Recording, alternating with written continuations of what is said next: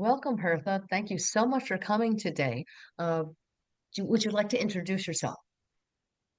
Sure. My name is Hertha Lund, and I'm on a ranch in Montana, which is where I was born.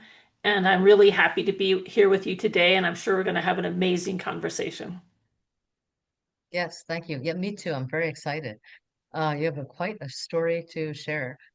Would you like to share how you found the path and perhaps what that is? Boy, that's a big question. I found the path pretty early on. I was in my early 20s, and I was going to college, and I'd been successful at many things, a state champion, this or that, but I wasn't happy. And I was out riding horses, and I actually had an ovarian cyst rupture. So that's you're pretty sick, but I was really tough, so I didn't go to the doctor until it was pretty late. And I was talking to God. I'd always talked to God since I was a kid. And I'm like, I could die. And I'm like, well, I don't really like it here. And so at that time, I didn't die. I was able to get help and to get, after massive quantities of antibiotics to survive that. But that was a really serious conversation with God. And I asked, well, I'm loving everybody. What's wrong? And he said, well, maybe you should love who I need you to love. And I was like, wow, what a concept. Yeah, I'm only 20, 22 or something. And so I started looking for a more inner path in spirituality. I was going to school in Bozeman. It was within a year or two of that. I rented an apartment, and I was living with somebody who was in the teachings. And I loved watching these people. They were a little bit unique in that I grew up in Montana. They were from California, and they're a little bit more like hippies. And so that was a little interesting to me, but I loved how the woman cooked. She infused the food with love, and I would just stand in her doorframe and we would talk. And pretty soon, all the people that I was hanging out with were in the church. And they were watching me because there weren't very many people who are ranchers in the church. And I'm talking about Church Universal and Triumphant. But, they were watching me, but I was watching them. And at one point, my friend offered me to take her new car down to the ranch. They were meeting at the North Ranch. So they were actually meeting in what was a converted milking barn, a milk cow barn. And I did take the car down and I go to a service. And I wasn't in the main service because I'm brand new. So I'm in the place for newcomers. And Patricia, oh my God, what was her name? Last name? Um, her whole family was in the teachings, and she was singing, and she sang a song about the Holy Christ self. And as she was singing, I was like, oh my God, she's an angel. And I just loved hearing her sing. And I'd had this deal where for much of my life, I talked to God, and if somebody felt I feel a burden on them, I would just pray for them. And I would see if it seemed to lighten their step. And so this woman had her back to me, and she had come in the door into our service where, Patricia was done singing. And this woman seemed to have the weight of the world on her shoulders. And so I sent her love. And this woman turned around and looked at me. And I was like, oh my God, I'm sending a drop of water to the ocean. It was Mother Elizabeth Clare Prophet. And we had a conversation without talking. Um, I could, could hear her thoughts. I knew she could hear mine. We went back and forth. And then it was time to go into the chapel, and it was a live dictation from Linello. So my very first church service was in a converted milking barn, which made me feel at home, and a dictation from Linello. And that summer it was 1985, and I was wondering what I was going to do for the 4th of July because I used to rodeo, and we'd go. When you rodeo, you go to the 2 or 3 rodeos a weekend. People drink beer and all that. And I'm like, well, I don't really want to do that anymore. And so I thought, what could I do? And in my heart, I said, I'll go help at the church's ranch. And that summer, they didn't have the 4th of July celebration at the ranch. They had it at Camelot, but the staff people were still there. So I went out and helped chase cows and did just a picnic with the people who were at the ranch. And after that, that fall, I was actually prompted in my heart to go to Camelot and do SU. And it was a Sonnet Kumar, Lady Master Venus, and Zarathustra. And that was my quarter. And that's kind of takes you into the conversion part. So I knew I was meant to be follow these teachings. I loved El Moria before I first saw him. I loved Mother. I knew her, and I just loved listening to Lanello. And he's kind of my hero. So that's my first story of finding the teachings. Is there anything else that you'd want the audience, that you'd want people to know, maybe to help them? Um, I would say the most important thing with me for following a path to God is that the direction, the right place to go next doesn't come from outside. It's not a Goodyear blimp. It's not something I can force by, storming heaven or demanding it, but it does come, and it comes in a small, still, quiet voice in my heart that is undeniable. And when that voice talks, it's most important in my experience to listen and to, you know, act immediately. And they say that El Moria likes action. I like action. I'd much rather make a mistake and keep moving than I would to be frozen and not move. So I listen to that voice and I act immediately. And that voice is available to all of us. And after all those years, there were a few times that Mother gave me direction that my prompting was correct, but she seemed very intent on connecting me and supporting me on following my inner voice.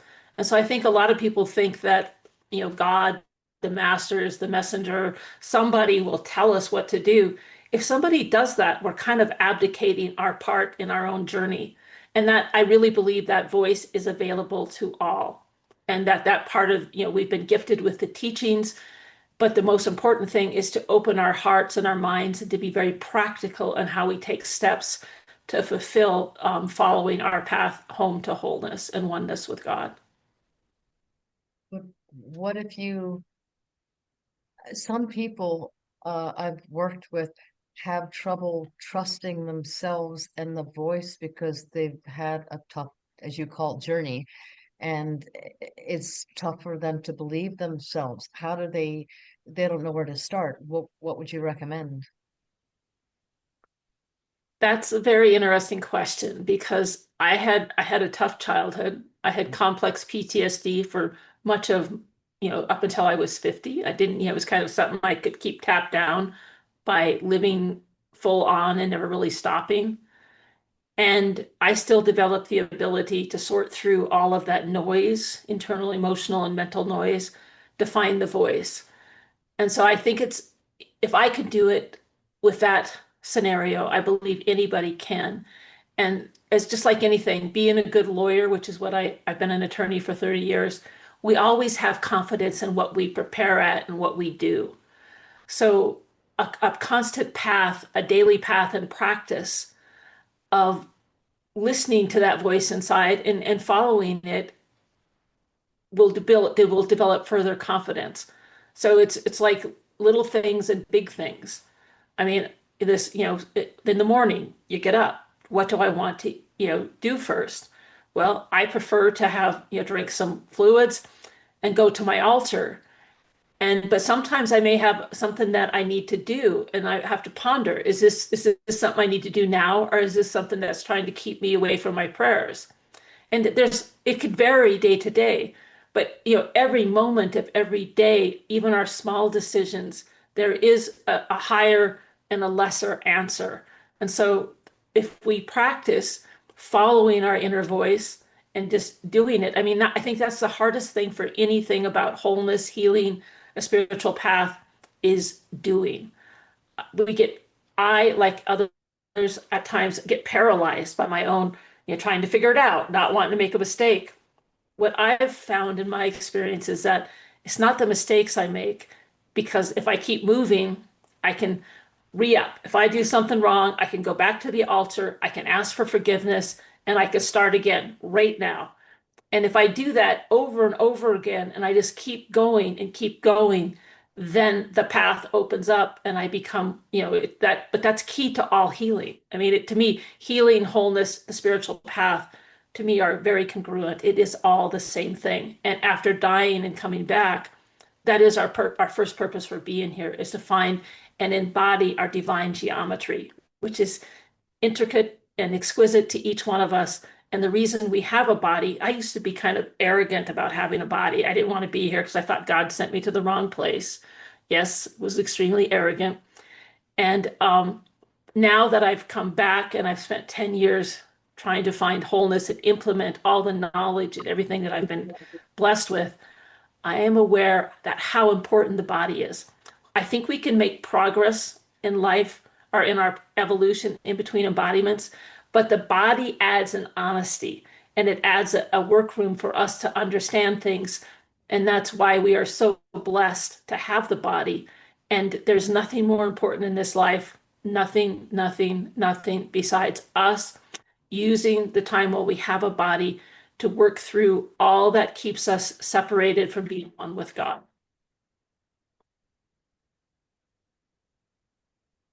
You mentioned after dying and coming back. Do you want to explain that? Sure. So I'll give a little bit more backstory. So after finding the teachings, I worked at the church's ranch for 3 years as Edward wanted to, Edward Francis was running the ranch, the business part, and he was wanted to make me head of the department for the livestock or something. And I was young, and all the other people had been there longer, and I didn't want to be in charge of them. So I said, I kind of dodged that. And he said, okay, I'll make you cow boss. I said, okay, I'll be cow boss. So I was cow boss for the church for 3 years. But while I was doing that job, I was prompted. I literally felt my heart was moved to the East Coast. I wrote about it to Mother, and Mother said, your prompting was correct. And I was gone. I mean, I was packed up and moving to the East Coast within 2 weeks of that feeling. And I went back to college and I got my degree in journalism. And then after that, I worked some odd jobs, but I covered Congress in the United States Supreme Court as a journalist, at a Supreme Court case on takings, the Fifth Amendment to the Constitution about property rights. I decided I wanted to become an attorney. So I came back to Montana, went to law school. After law school, I went back to DC and clerked for the Chief Judge of the United States Court of Federal Claims. And I've been an attorney for 30 years. So when I became an attorney, I was actually taking the bar exam, and that was the first time I started feeling chronic pain. What I now know happened is that I could kind of keep at bay the unprocessed pain and emotional pain that was stuck in my body that turned into physical pain before that, but add the extra pressure of being a professional and everything that comes with being a lawyer. And it's almost like I could feel it come down, and I started experiencing physical pain. That was in 1995. So it went on until 2015. So almost 20 years, right, of chronic pain.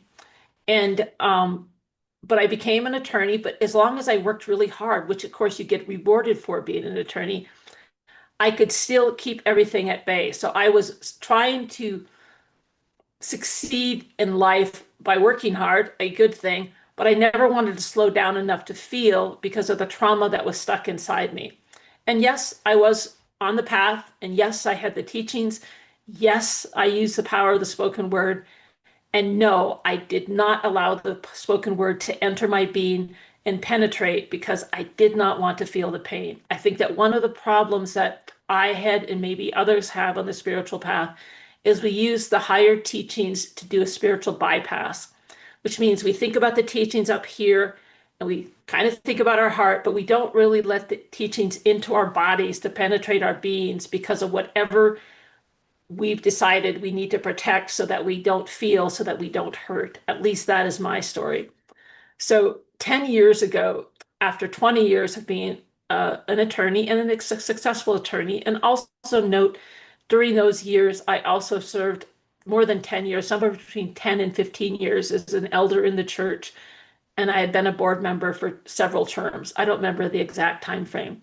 I'd also worked in-house as the church's legal counsel and did other legal work for the church.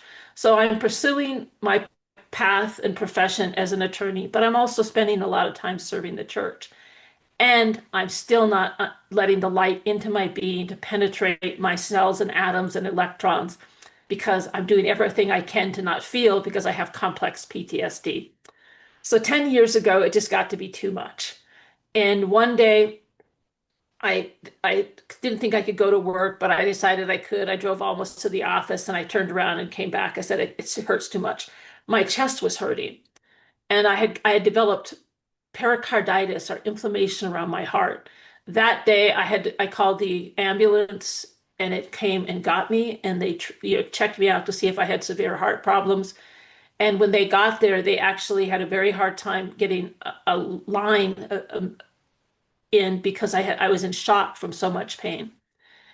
At that time, they checked me out. They figured out it was pericarditis. There was not anything they really could do, and they don't really know what causes it.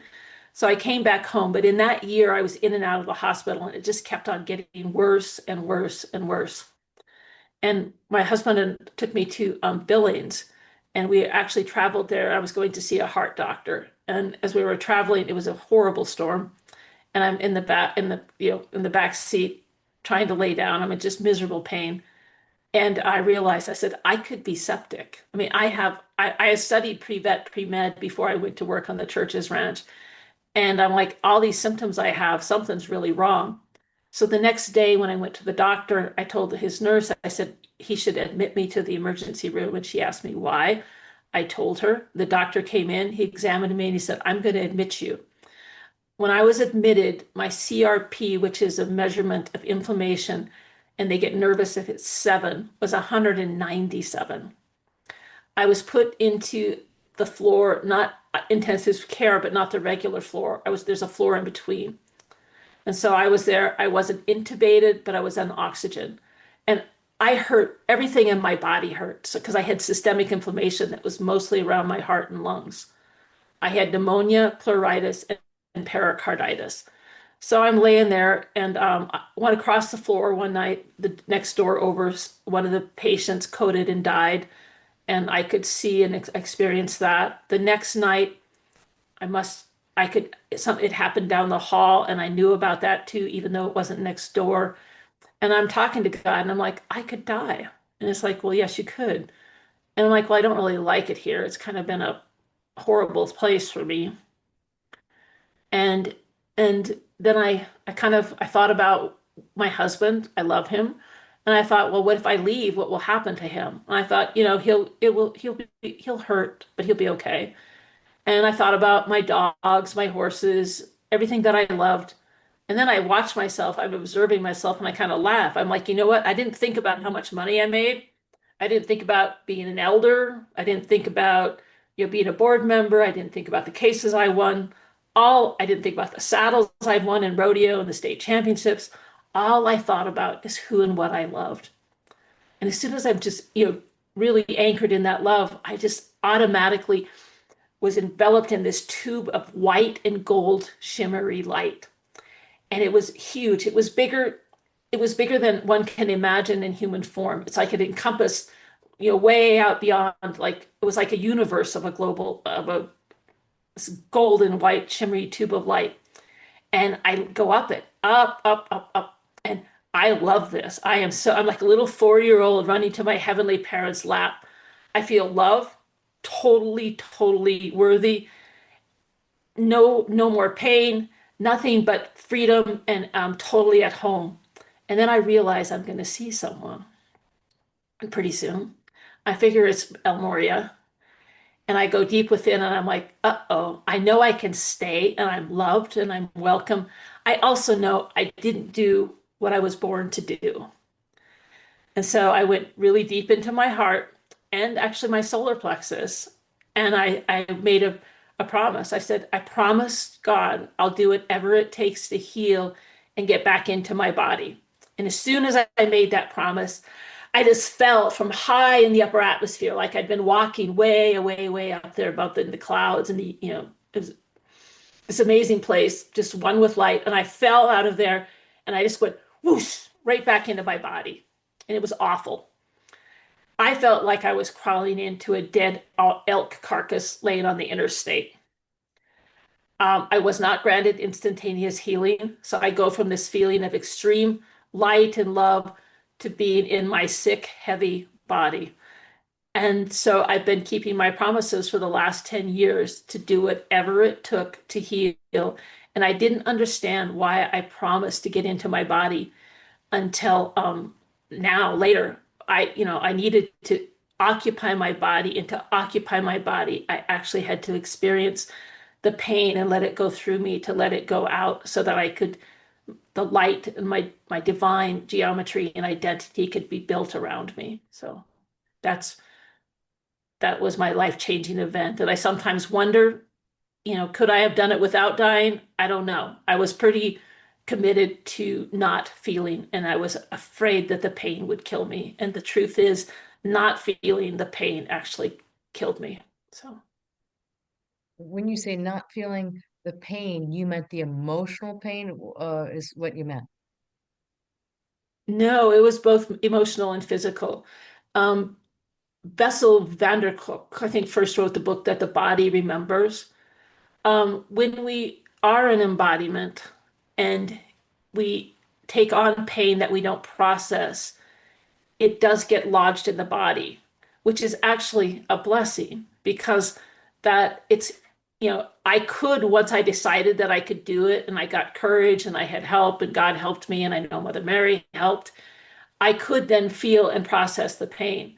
I mean, I wonder why we think when we know this, the story of Jesus, why did he have pain?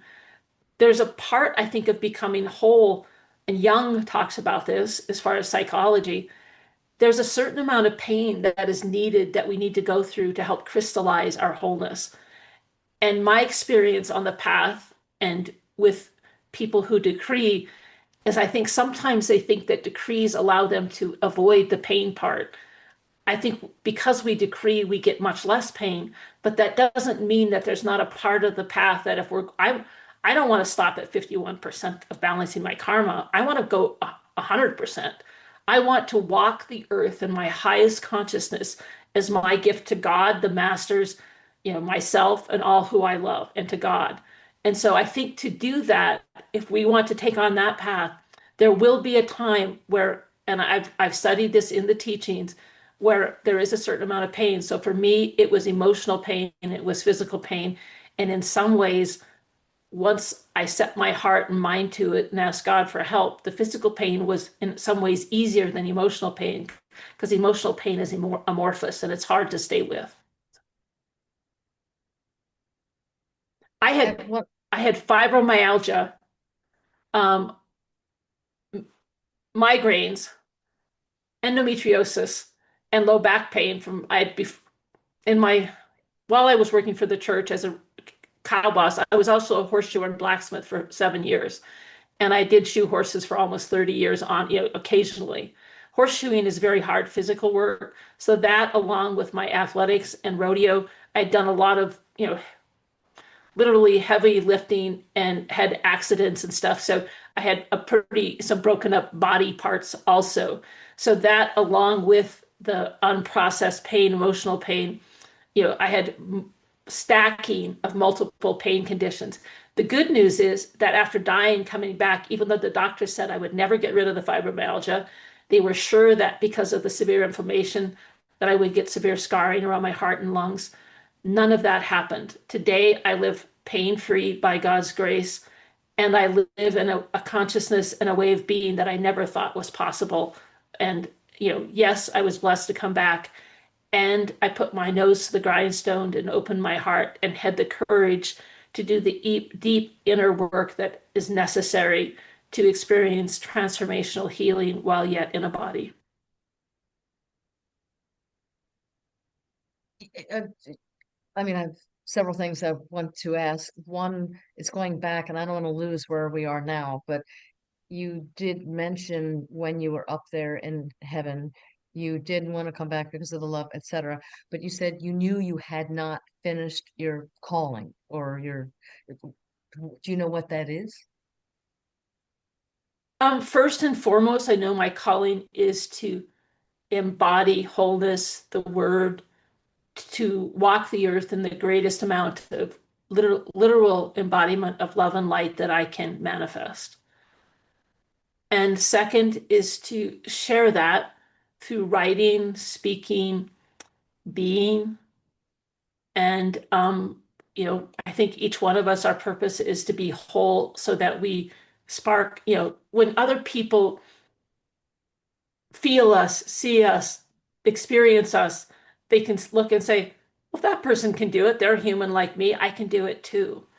And that is my purpose, is to be a living, walking example of applying and embodying the teachings of God to be one with the Christ and to share that, to whom all who I come in contact with.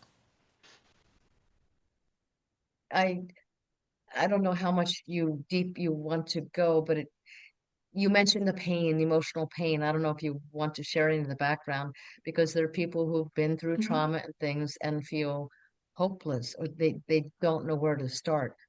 How did you do it? What was it? And how did you do it? Yes, when I was blessed with being born on a ranch in Montana, and my mom had lost a child before she had my twin brother and I, and she had thought that we were a gift from God. So when I was born, they did not know my mom was going to have twins. My twin brother came, and the doctor was leaving, and the nurse said, "You better come back. There's another one." So I was born unexpected and feet first. And I was the oldest girl. My mom, my dad's mom didn't really approve of my mom. And so, but my dad, when I was born, wanted to name me Hertha after my grandma, which I like my name. It actually means Mother Earth in German. And it's been a really good name.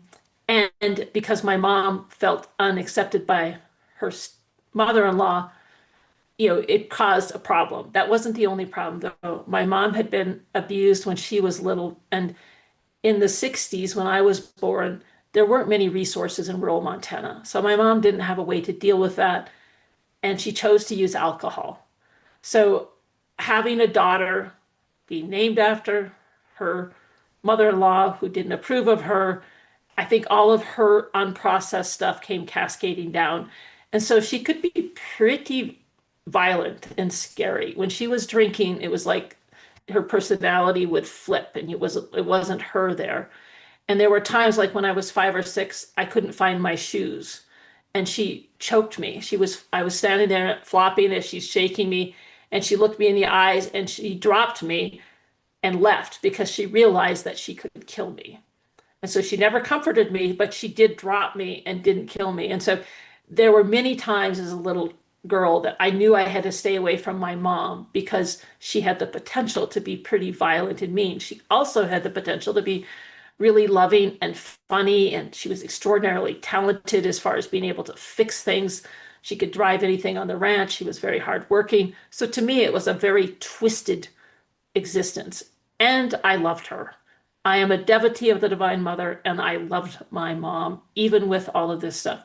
The other thing that happened when I was 5 is a neighborhood boy who was a teenager sexually abused me. And I never told anybody because my mom was so fierce that I feared she would kill him, and then my family would really have problems. So early on, I adopted strategies to protect myself. So I would stay away from my mom, even though I loved her.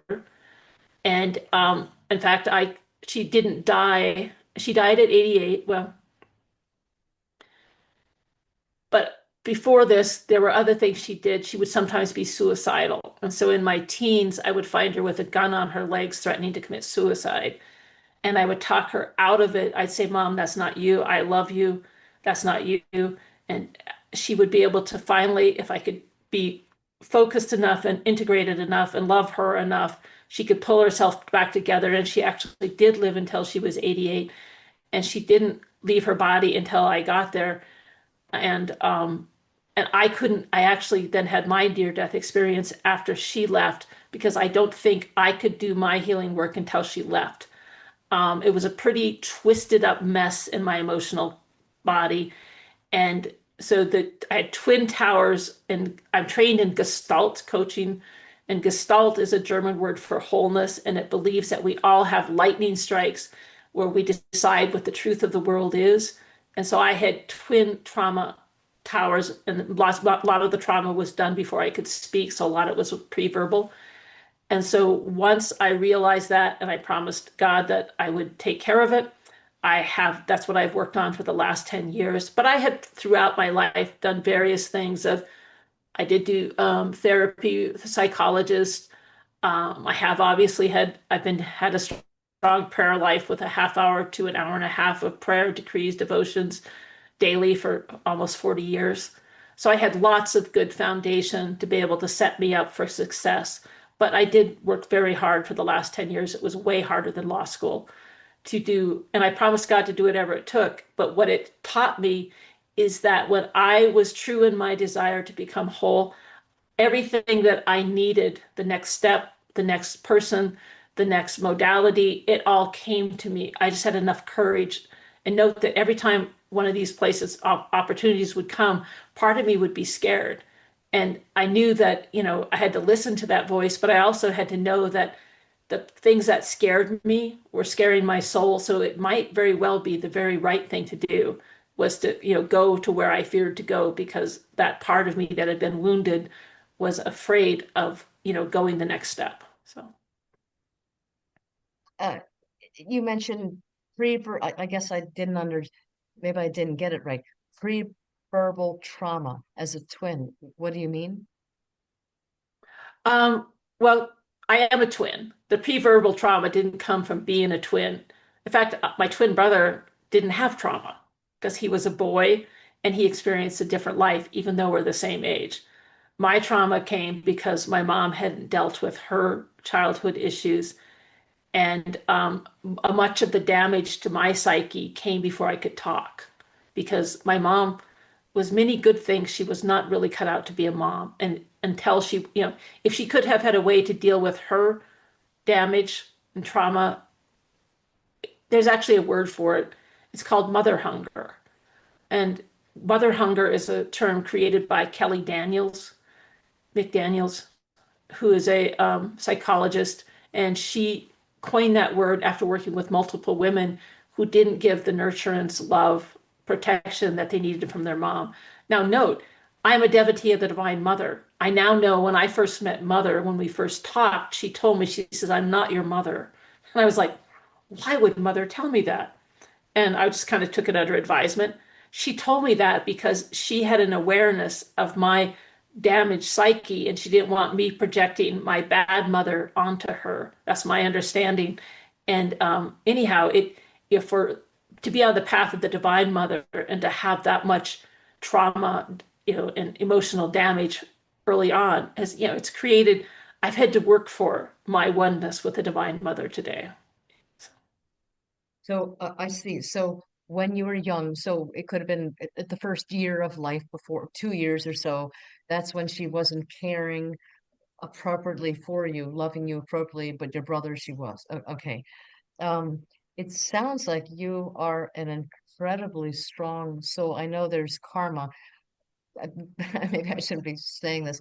I'm just saying I feel like you're such a strong soul. You might have asked for this to go as far as you can, and I don't know. Maybe there might be other people who have traumas where you know what I'm saying, where you're because you have such strength. And look at what you've been through. It's just amazing.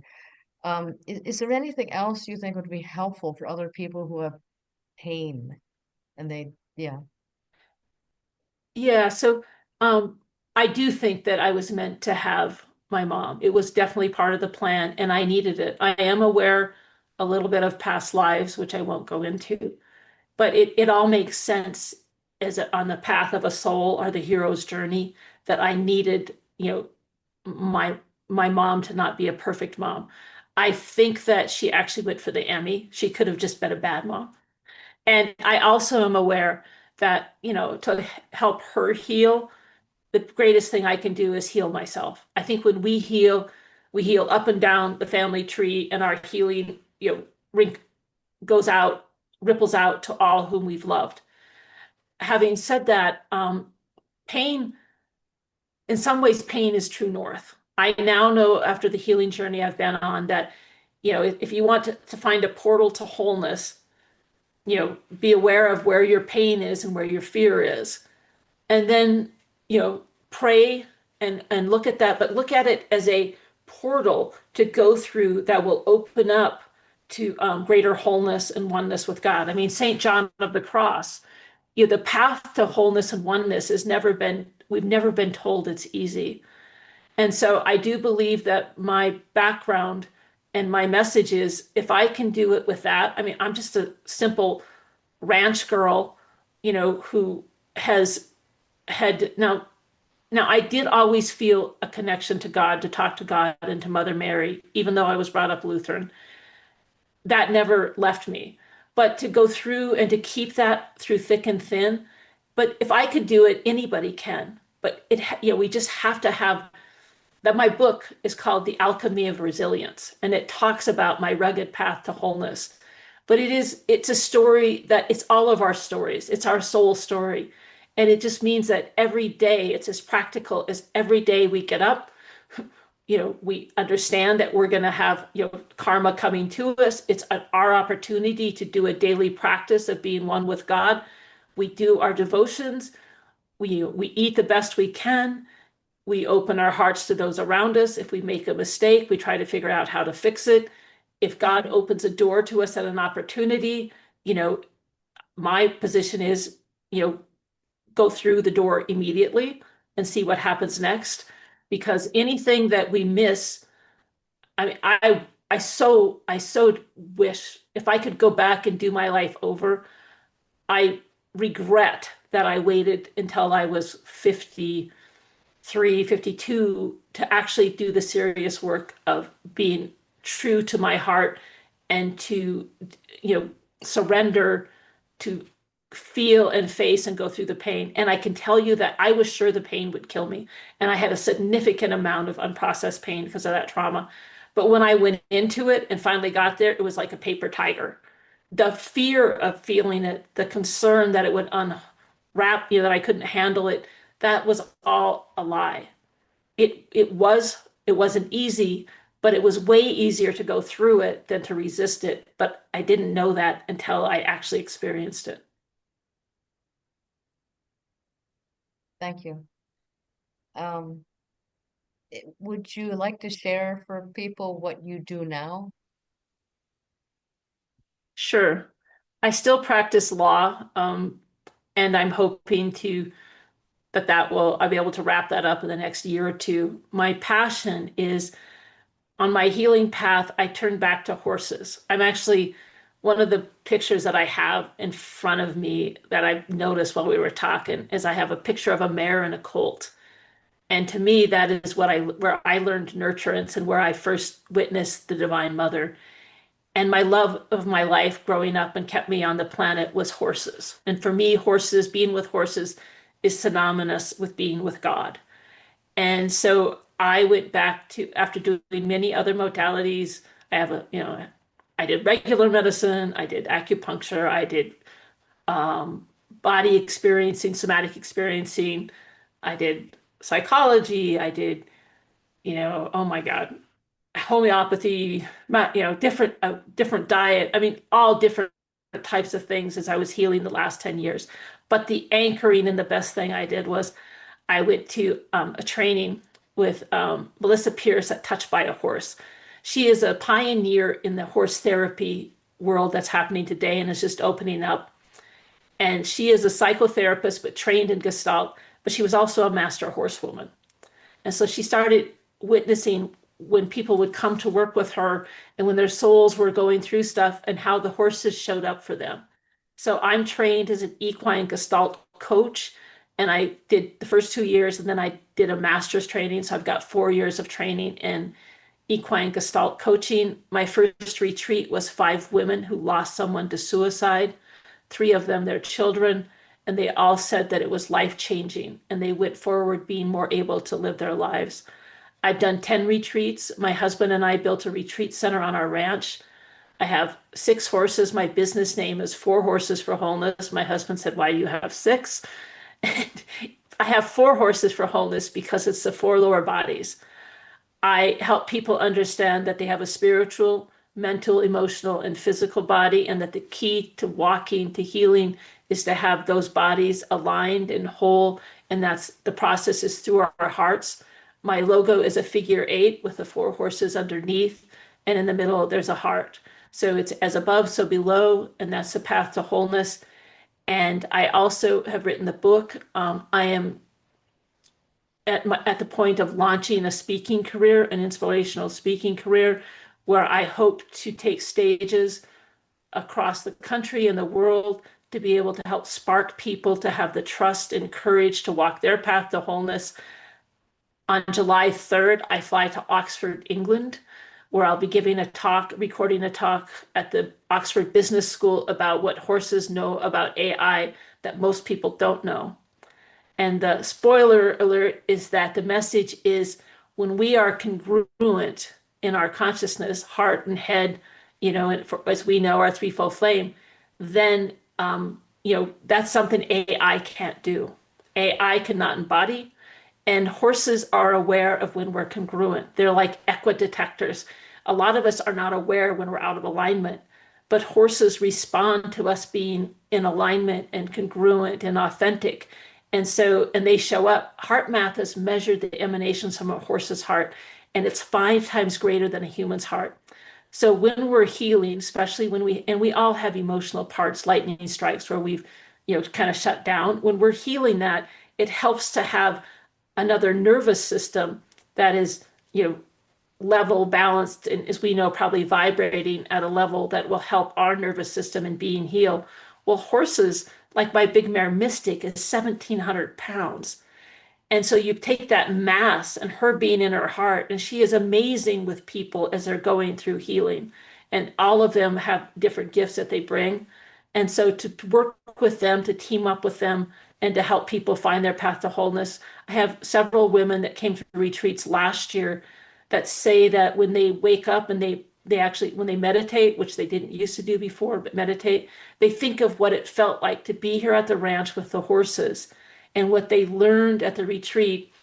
And and obviously we're also nestled in a beautiful mountain valley. So it's threefold. It's Mother Earth, it's the horses, and then it's my experience of dying, healing, and Gestalt coaching. They're able to find a connection to themselves that they never stop. It just keeps growing and growing and growing. So it's a part of their life. So my most common feedback is life changing. And as you can see, I love that. I love being with the horses. I love sharing what I've learned about healing. And I really think it is the missing key is the embodiment part. And you may not know this, but in the Church Universal and Triumphant, the articles actually talk about part of the mission of the church is to embody the word. And I think that embodying the word is each one of us finding our wholeness. And it's available to anybody who follows their heart and makes a connection with God. As we know, there are many paths up the mountain of God, and that, some are longer, some are, have different variations, but the most important thing is for all of us to walk and start and keep going on that path. And we will be rewarded with greater oneness, each and every day once we pass a certain part. There is that part between, I think after 51%, we know that we descend more into the parts of our consciousness that are not, the kind of tricky parts. But to go through those, and, Mother Mary has promised she'll be with us. And I've experienced that. And I'm now starting to reap the rewards of doing the hard work. I live in a consciousness on earth, even in these times, that is, I never thought I would experience. I almost feel a sense of that oneness and wholeness and that connection to God that I felt when I was, up out of my body, high in the upper atmosphere. I almost am starting to feel and embody more of that, every day. It's still just a hint, but my purpose is to grow that so that I can live here, one on earth, with that oneness with God that I felt out of my body, and that together we all can embody that. And I think that's how we change the world around us and bring in the golden age. Thank you. Um, it's not enough to say thank you, but thank you. Uh, I'd want to keep talking to you, but is there anything else you would want to say? I have nothing right now, but I'm sure I will if you ask a question. What's the goal of life?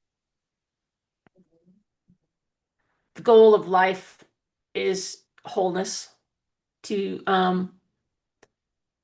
find, balance our four lower bodies, become one with what, our higher consciousness, embody our divine geometry, and fulfill our reason for being. I think that comes along with when we find our wholeness. I think those doors open to what, fulfill our reason for being. I know I used to want to try to know, what am I supposed to do? Who am I supposed to be? And I think the order is wrong. I think now I understand the first question is, how do I embody my oneness with God? And when I do that, the other things naturally happen as an outplay of that. But that is the purpose. And I still think it's a very practical path. I go back to that, the first thing when I came back from dying and I promised God to do whatever it took to heal. And I got prompted, my first thing was I had to learn how to sleep. And I was like, wow, that's a pretty high teaching. And and it's so necessary and it's so practical. It took me two to 3 years to undo all the habits I had of not sleeping because of the chronic pain.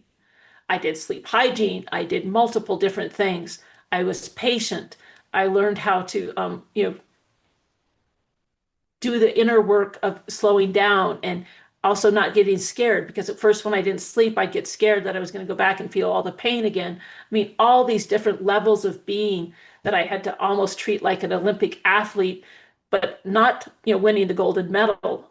All of the things that an Olympic athlete has to do to be able to even get to the Olympics.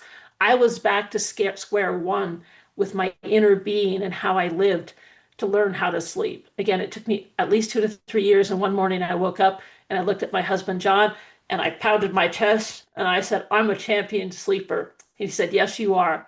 So that is, I'm talking about high and lofty ideas. I also want to really let people be aware of how practical it is. For me, the first step was keeping my promise to God and learning how to sleep. Thank you. Great. So if people want to find you and work with you on their healing, what do they do? Um, you can find me at herthalund.com. I have a website, and on there, there's ways to communicate with me. And I do give a free 15 to 20-minute Zoom call. And I do several of those a week. And I'll do those as long as I can, as far as how busy I get. And I offer one-on-one coaching by Zoom. People can come to the ranch and do a session with the horses and I. And I'm also going to start offering in the fall some Zoom groups. And there is a free masterclass on my website. And you just click on the link and put your email address in. You'll be sent the masterclass. And it is about the touchstones of transformational healing. And so it puts in very much in, regular day-to-day terms of practicality of the deep things I learned about transformational healing. So one thing I'd like to say is that this came to my mind. I did do talk therapy, and it was important for me to do talk therapy because it helped me conceptualize and understand and put words on the trauma that I had gone through and how it affected me. And at some point for me, doing talk therapy was like changing the chairs on the deck of the Titanic. The Titanic still was going to hit that ice cube and go under, but it's sometimes doing talk therapy is just changing the chairs around. I wanted to go deeper and figure out what was going on underneath and get to the bottom of, I think, what Jung called the shadow. In our teachings, we call the dweller. I wanted to understand that and move through that because my awareness was that was the path of climbing my highest mountain to wholeness, was being able to, go to those places and raise them up. So I think that at some point in the path to wholeness, we've got to be willing to go beneath the surface and trust that we have what it takes, that we've been given the resources in our heart, the teachings, our life experiences to be able, and there are times when I get to wise, even to this day, in the moment when I'm in my old stuff or, the parts of me that are not whole, you know, there's moments when I'm in that, but I'm like, this doesn't ring true. It doesn't seem who I am today, so I have that much awareness. So I asked the question, what is true? So, and then once I get that, then I can start, incrementally making the choices that get me back to the vibration of wholeness and that I want to live in. But there are times where in the healing process, I go, the stuff that comes up for transmutation can kind of block my outer awareness. And the question that is, faith is to know that I have what it takes, that God is with me, God will take care of me, and to ask the question, what is true? So. I think what you're talking about, Elizabeth Clare Prophet had said in a book, I believe it's called Understanding Yourself. I haven't read the whole thing, but it talks about satellites, your psychology, you meaning anyone's psychology, our being. We have, because of all of our many lives on Earth, we have satellites from the dark side. Every time we stray from God, you might know more than I do, but I think that's what you're talking about, where suddenly you hit this part of yourself that you have to make this a choice. It's a satellite. It's a part that in the orbit of you, in the planet of you, these satellites come up and we have to face them or not. And it's how to overcome our dark side. Is there anything else you want to say about overcoming one's dark side? Yes, that it isn't as scary as it seems. Again, I'm actually grateful that I was part of my trauma was severe fear, terror of my mom, because to heal, I needed to go through that, which also then gave me more of the resilience and the tools that when my own dark stuff came up, I was able to say, yeah, seems really scary, but and for somebody who has PTSD, the first thing to get through PTSD or anxiety is to check. It's like, I feel this terror coming up. I feel this or that. I feel anxious. But it's like, where am I now? Like I could look right now and I could make myself aware. I'm in my office. I have an altar over there. Feel something on my skin. I can feel my hands on my arm, and the air is a little bit cool. So it's about being here now. The more I'm physically embodied in here now, the less when those thoughts and memories of the past, whether in this lifetime or another lifetime, those grooves of consciousness that you call satellites, and that is a good way to look at it, when they come up, and I am aware of my outer skills to be able to, get back to my body and get through a PTSD trigger, to get anchored here and now. That's also the same skill it takes to go through our healing stuff when it comes up. So it's really the practical skills of being able to be aware that what I'm feeling, what's coming through me, the energy is not always, it's not me. Me is the divine matrix. It's the geometry of God. And there were times when I was healing where I had so much stuff coming up at once, it was almost overwhelming. So I just decided that all I am is I'm the chart. All these other things are unreal. And I'm the chart. I can see that, my circle, my mighty own presence. I can see my Christ self, and I can see myself in this tube of light. And in my mind's eye, when all this stuff comes up, I'm just going to surrender and say, that is what I am. These other things are not real, and I am not going to have a conversation with them. Now, to heal, I had to get to a place where I could actually be more engaged with them, to let them go through me, to get out. So there's also a part about healing that, they say resistance causes persistence. When our parts of ourselves are alienated from us, there are more problems out there being alienated than they are when we figure out how to bring them in and resolve them. We have a ritual in the church called soul retrieval. In that, we're bringing back parts of ourselves that we spread around the universe and bringing them home. But just because we bring them home, it's how we treat them, whether or not they're able to stay with us and for us to create wholeness and walk the earth in our divine geometry. That's so beautiful. That would be another whole topic. I could ask questions, but I, yeah. Um, So soul retrieval, as what you're saying, we can lose bits of ourselves and others, not loving ourselves. And through trauma, we can have, it's like a shattering of a picture of self, and the pieces can go millions of miles away. And it's the love. When we have enough love, it anchors the pieces of self that we earn back. Yes. Love, for me and my understanding and my path, love is the alchemical key to all transcendence. And it is my constant purpose to understand, embody, and be love. And there's always more. We can always embody more.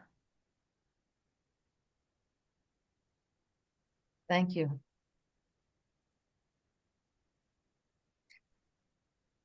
Any last words? That was pretty good last words. Okay.